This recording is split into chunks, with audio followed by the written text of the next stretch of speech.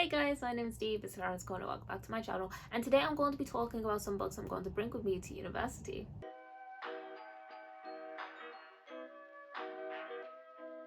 So yeah, let's do this. I'm wearing my favorite cardigan and we're going to talk about books. How lovely. So I'm going back to university pretty soon and I need to think about what books I'm bringing with me to university because I'm going to try and read. And I think I'm trying to not bring too many books because I need to be realistic with how much I'm going through. But also I want to bring enough books that I can like change my mind. Like I'm going to try and use the library more in general, so I don't want to overpack as well if I can just get stuff from the library. But yeah, I'm going to talk about some books I'm going to bring with me to university. That's it. So of course, please remember to follow me on Twitter, like this video and subscribe to my channel. And without further ado, let's get straight into the books. The first book I'm going to bring to university is an ARC that I just received today, guys. And I received Memphis by Tara M. Stringfellow. And this is a contemporary novel. Well, I say it's contemporary, but it's like intergenerational, so it's gonna span a couple of decades. I'm so happy I received this arc because it's a book that was just always on my radar. I always saw people gushing about it on book Twitter, and I was just like, oh, I'd love to like read that, you know, I'd love to read that. And now I have an arc, so I can read it. It comes out, let me get the date right for this, March 2022. That's so helpful. So we are following this family that are like, it's like a southern black family, and there's four main kind of women that we follow in the story. So we follow Hazel, Miriam, August, and Joan. And Hazel, Miriam, and August, they all kind of went through like traumatic stuff in their lives, and Joan now is kind of like back in the South with her family and is kind of just trying to move forward past the generational trauma and trying to create something new, something positive for her family. It is going to be heavy in certain aspects just from here. Like Hazel was 9 months pregnant when her husband was lynched by the Memphis police squad. You know what I mean? I think we have some domestic abuse, but also I feel like there's going to be joy coming from this book as well. Like, and there's going to be like the presence of something more powerful than pain, essentially. And I'm really looking forward to following that narrative to see, okay, this has been the trauma before, what is now going to be made in the future? What are we looking forward to now? There's a really beautiful acknowledgement as well at the beginning of this book, and it really made me give pause and made me think about what this story is about to be. And I think it's about to be like a very healing story. So I'm bringing this to university. Another book that I'm bringing with me to university is How Much of These Hills is Gold by C. Pam Zhang, and this is a historical fiction. It's like a Western historical fiction. I've never read a Western historical fiction, so yes, I'm a bit like intrigued about what this is going to be like. I've only heard good things about it, and also this is basically on my historical fiction TBR. That's a low spoiler for that video, but this is on my historical fiction TBR, so I need to actually like read it.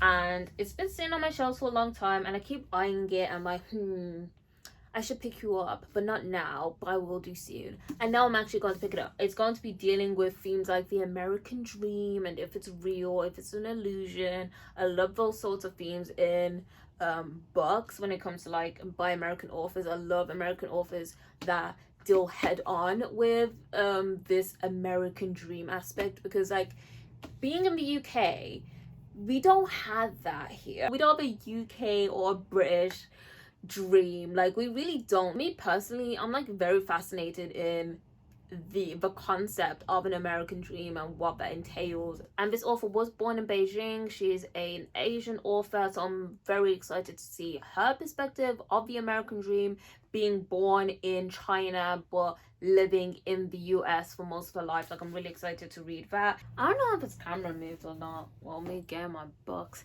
Anyway, the next book I want to try and read is Someone Decides No Longer Human. I started reading this in 2021, the later part of 2021 in December, and damn it, it's kind of a depressing read, you know. So I had to like I was like, I don't feel end my year with reading such a depressing book, so I'll put it down. But depressing doesn't mean bad. I was actually enjoying what I was reading. So this is a book set in Japan, I believe, and this guy is just very depressed. Like, I don't know what else to say. He basically talks about him feeling like he isn't human and how he feels like disconnected from being human, and all those like he's very like outsider, and that is just such an interesting thing to read about.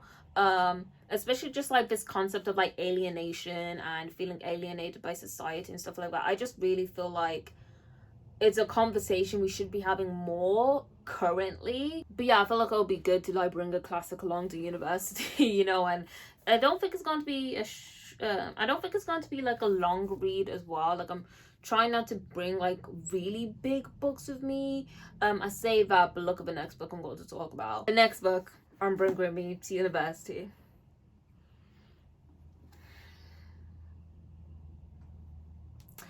It's the 5th season by N.K. Jemisin, guys.